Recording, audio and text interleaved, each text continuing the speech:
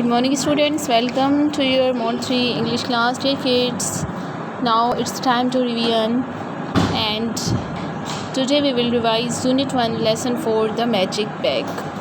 Read the story. What's this? What's this? Is it an orange? What's this? It's what's? What's this? What's this? Is it an orange? Is it an orange? No, it isn't. No, it isn't. Okay, now come to paragraph number 2. Is it a pear?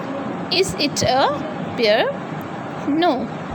No, it isn't. No, it isn't. It's a pear. Dear students, look here. Is it a pear? No, it isn't. It isn't pear. Now come to paragraph 3. Is it an apple? Is it an apple? Students, is it an apple? Aha. Is it an apple? Aha. Now come to paragraph number 4. Is it an apple? Is it an apple? Yes, it is. Yes, it is. Now, let's read again. Unit 1, Lesson 4, The Magic Bag. Unit 1, Lesson 4, The Magic Bag.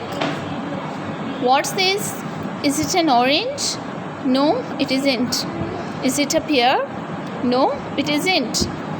Is it an apple? Aha. Is it an apple? Yes, it is. Okay, kids.